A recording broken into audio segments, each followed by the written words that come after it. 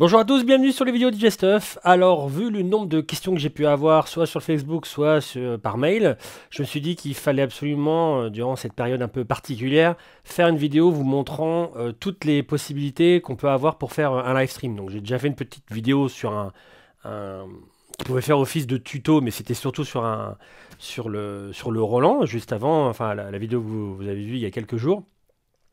Et voilà, mais ce qu'il y a, c'est que c'était un cas particulier, et par mail ou par Facebook, j'ai eu tout plein de cas, d'autres cas particuliers. Donc je voulais faire vraiment une vidéo qui faisait vraiment un éventail sur toutes les possibilités que vous pourriez avoir. Alors en sachant qu'on va pas parler forcément de marque, mais plus de solutions. Après, à vous de voir quelle marque vous aimeriez avoir pour faire cette solution. Voilà. Mais je vais vous donner des termes assez précis dans la vidéo qui va faire que bah, ça va vous guider sur quel matériel acheter et pas d'autres matériels à acheter. Mais c'est plutôt selon ce que fait le matériel et pas forcément ce que la marque du matériel. Voilà. Je sais pas si vous m'avez compris, mais c'est un peu le dire. Donc on va commencer. Je vais aller des solutions en fait les plus populaires, on va dire, que tout le monde pourra avoir en fait sous la main, jusqu'aux solutions, on va dire, les plus qualitatives et forcément les un peu plus, enfin, qui seront un peu plus chères. Donc la première solution, vous avez une table de mixage ou un contrôleur qui fait sortir de l'audio et vous souhaitez faire un live stream avec votre smartphone. C'est la solution la plus rapide parce que Facebook et YouTube ont des applications qui font du live stream en direct et il y a juste à raccorder.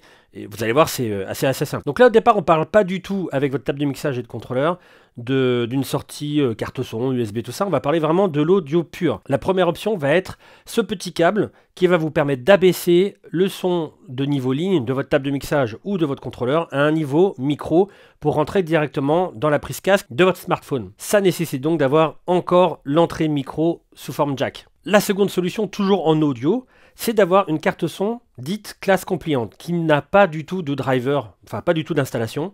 Et donc cette carte son, vous branchez votre table de mixage ou votre contrôleur dessus. La carte son se branche en USB sur votre smartphone. N'oubliez pas un petit adaptateur pour que vous puissiez à la fois recharger votre smartphone et cette carte son. Et donc au final, l'audio qui va passer dans le flux Facebook ou YouTube viendra de la carte son et donc de votre contrôleur ou de votre table de mixage. C'est la solution pas chère, assez facile à mettre en œuvre, et on va dire tout le monde a un smartphone pour faire, et tout le monde a l'application soit YouTube, ou enfin un compte YouTube ou un compte Facebook. Le petit point négatif que j'aurai avec ces solutions-là, c'est que ça passe par le Wi-Fi ou la 3G 4G, et donc bon, c'est pas forcément aussi stable qu'on pourrait avoir, enfin une solution qu'on pourrait avoir avec un câble Ethernet, comme on va l'avoir dans les autres solutions. La seconde solution peut être faite avec votre contrôleur ou votre table de mixage. Selon le cas, vous pouvez récupérer le master de votre table de mixage ou de votre contrôleur directement par le port USB de celui-ci, auquel cas on n'a pas besoin de carte son, et vous pouvez directement le brancher à votre ordinateur. Sinon, vous passez par de l'audio, vous rentrez dans une carte son, et vous la branchez sur le port USB de votre ordinateur. Ça, c'est la partie audio. La partie vidéo, qui était faite par la caméra de votre smartphone. Là, ici, vous pourrez utiliser, par exemple, la webcam intégrée à votre ordinateur portable. Tout ce petit monde va être connecté au logiciel OBS, qui est un logiciel que vous pouvez télécharger et utiliser gratuitement. On va voir la configuration à la fin de la vidéo. Et comme c'est un ordinateur, vous aurez le choix de faire votre configuration en Wi-Fi ou en Ethernet. Comme je vous l'ai déjà dit, le Wi-Fi, bon, ça peut marcher, mais ça peut être aussi très instable. Si vous avez l'opportunité de faire votre configuration en Ethernet, en RJ45, c'est beaucoup mieux. Petite notion à pas oublier, comme vous avez la vidéo et l'audio qui ne sont pas forcément mixés pile poil en même temps, il peut avoir une petite latence. C'est pas grave, on va voir à la fin avec la configuration d'OBS comment configurer un petit retard de l'audio pour qu'il rattrape le retard de la vidéo. Troisième solution, vous avez toujours une table de mixage avec ou sans carte son intégrée et un contrôleur. Vous avez l'opportunité de le brancher soit à une carte son externe ou soit en direct par la carte son interne du contrôleur ou de la table de mixage. Vous branchez tout ça en USB. Petit achat en plus, vous pouvez acheter une webcam que vous pourrez placer bien mieux que la webcam en direct de votre ordinateur. Le tout relié à OBS, vous faites votre petit mélange là-dedans, ça part dans Facebook ou YouTube, toujours pareil, Wi-Fi, RJ45, Ethernet, le choix, patati patata, latence à la fin de la vidéo. Quatrième solution, vous êtes toujours avec votre table de mixage ou votre contrôleur, vous passez toujours par la carte son interne ou non de votre contrôleur ou de votre table de mixage. Vous branchez tout ce petit monde sur l'ordinateur OBS. Et par contre, vous avez par exemple une caméra type GoPro, même une caméra normale. Enfin, en tout cas, là, cette caméra sort en HDMI. Vous pouvez acheter une carte d'acquisition HDMI que beaucoup de gamers, par exemple, utilisent. Vous la branchez aussi en USB. Vous faites votre petite mixture dans OBS et tout ça sort dans Facebook, YouTube, Wi-Fi ou RJ45 Ethernet, latence. Attention tout de même, plus, enfin, comment dire, à la puissance de votre ordinateur, plus vous allez rajouter de caméras, de carte d'acquisition, plus lui doit pédaler derrière. Donc si vous faites pédaler à une vue vidéo, deux vues vidéo, trois vues vidéo, selon vous faites des angles, je sais pas quoi, la vue du dessus, la vue de face, comme je suis en train de faire, ou ah oui, et en même temps vous êtes en train de mixer, faut pas vous attendre forcément à des prouesses selon votre ordinateur. Voilà, c'est plus vous rajoutez de matériel, plus c'est lui qui doit pédaler derrière, et plus voilà, vous augmentez un peu sa enfin, vous faites baisser sa puissance et vous augmentez un peu son travail, donc voilà, vous pouvez avoir des petites surprises. Évidemment, au fur et à mesure de cette vidéo, on est monté un peu en gamme, tout ça en produits. On a rajouté des produits, ça coûte de plus en plus cher. Pour le moment, on n'est pas non plus dans des prix cosmiques, tout ça, mais bon, c'est vrai qu'on augmente au niveau du prix. Et toutes ces solutions, je les ai testées, elles fonctionnent, il n'y a aucun souci.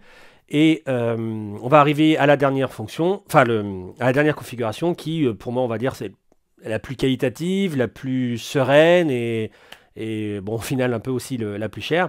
Donc, c'est la partie où vous avez toujours votre matériel DJ. Vous avez toutes vos caméras ou par exemple un ordinateur. Tout ça, vous venez le mettre dans un mélangeur audio-vidéo. Et ensuite, la sortie de ce mélangeur audio-vidéo vous sort une sortie, on va dire, HDMI. Donc, il y a l'image et le son à l'intérieur. Et tout ça va sur un boîtier de streaming. Ce boîtier de streaming, il est complètement autonome par rapport à l'ordinateur. Donc, effectivement, ça va être quand même plus cher que la solution directement dans OBS, avec tout le mélangé dans OBS. Cependant, votre ordinateur, pendant ce temps-là, il ne souffle pas. Il est tranquille, il fait que du mix, et il fait ce qu'il sait faire, et voilà. Et donc, ce boîtier de streaming, vous mettez les clés, comme je vais vous le montrer dans OBS, les clés de Facebook ou les clés de YouTube, pour pouvoir streamer. Et voilà, il y a juste un bouton appuyé, et boum, vous êtes sur Internet. Voilà, en gros, comment ça se passe. Et donc, on va voir pour les configurations d'OBS. J'ai donc mon petit logiciel et je vais lancer OBS. Alors, ensuite, une fois qu'OBS est lancé, je crée une petite scène ici. C'est différentes scènes. Dites-vous que les scènes, ça peut être une première scène où j'ai telle caméra avec tel audio, etc. Une seconde scène, ça peut être une autre caméra disposée différemment avec un autre audio, etc. Enfin, ouais, ça peut être plein de choses comme ça. Et on peut les appeler comme on le souhaite, avec des petits fondus. Bon, on va en faire qu'une pour pas faire compliqué. J'ajoute mon périphérique audio entrant, on va l'appeler mix, avec la partie de ma carte son qui m'intéresse. Voilà. J'ai pas d'audio pour le moment, normal, j'ai pas monté le fader, donc je le monte, et vous voyez, il y a l'audio ici, tranquille, pas de souci. Ensuite, je vais rajouter la caméra, par exemple, de mon ordinateur. Je vais me mettre comme ça, hop, je bouge un peu l'ordinateur pour qu'il soit... Je choisis la caméra, voilà, j'apparais, tac, tac, je fais OK. Je vais me mettre en gros, comme ça, tac. Ensuite, je sais pas, moi, les gens veulent savoir mes playlists ou des trucs comme ça, ou... j'ai envie d'avoir le logiciel qui tourne ou pas, ou n'importe. Donc, vous voyez, on peut avoir l'écran, que je peux rapetir si je le souhaite, ou le mettre plus grand, n'importe. Je peux choisir aussi juste une partie d'un logiciel si je le souhaite, il n'y a pas de souci. Donc Recordbox, je le mets en plus petit. La cam, je crois que c'est elle que j'ai réduite, mais je vais la remettre plus grande, voilà, hop, voilà. Donc on a bien le logiciel et la caméra, ça fait bizarre, on se voit plein de fois, mais c'est pas grave. Et je vais rajouter par exemple un petit logo pour avoir le logo de la chaîne par exemple. Hop là, je parcours. Hop. Hop. Et je le mets. Et donc j'ai bien mon incrustation en haut à droite. Donc voilà, je suis tout prêt. Et donc, si je le souhaite, je peux lancer mon live stream, aucun souci. C'est là qu'on va voir comment configurer, alors déjà récupérer la clé du live stream, et ensuite comment l'ajouter dans OBS. Alors, pour aller chercher la clé du live stream, j'ouvre, je me mets dans YouTube.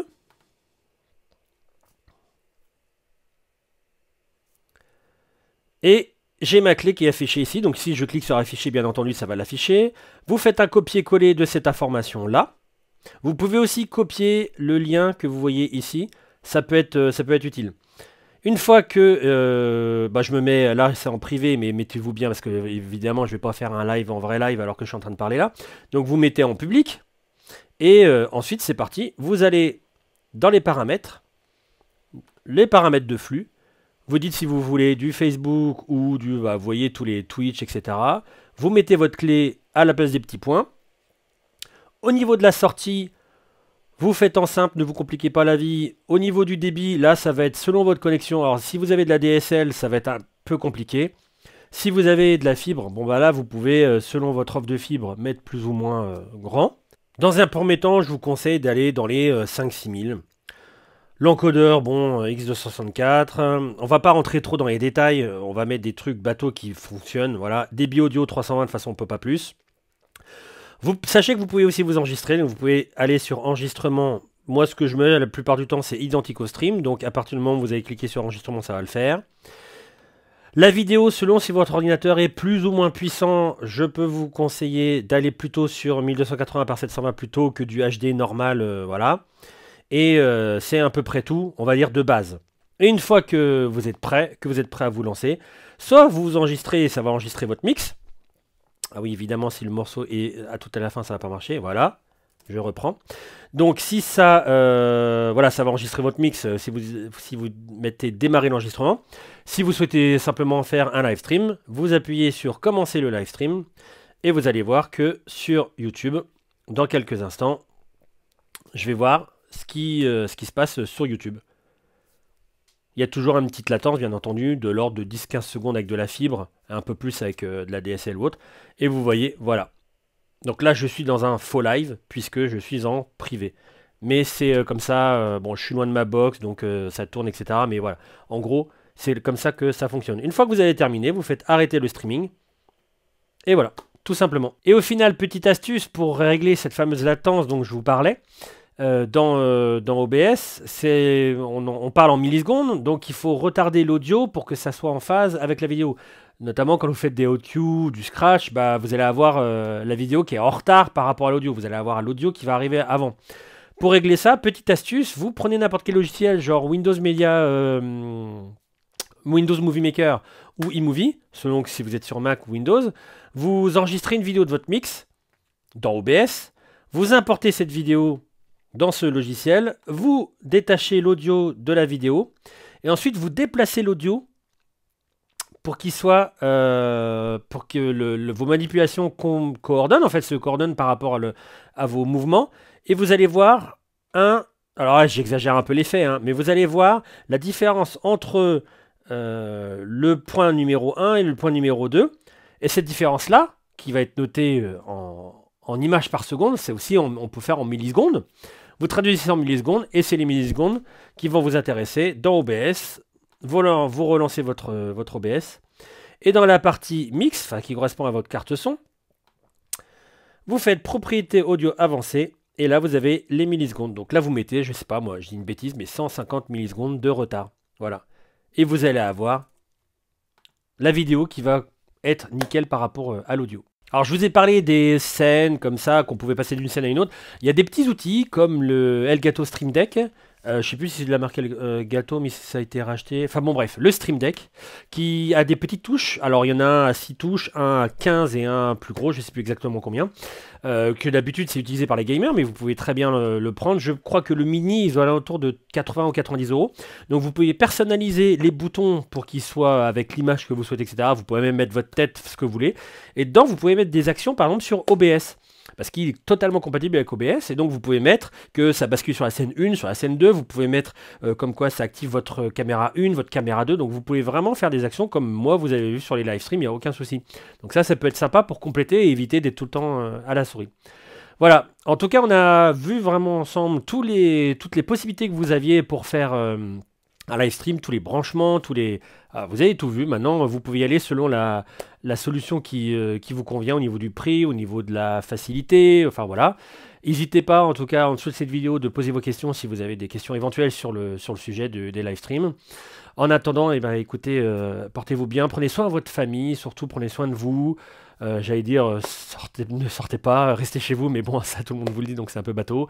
Merci en tout cas d'avoir suivi cette vidéo, et je vous dis à très bientôt au prochain contenu. Ciao, portez-vous bien tout le monde.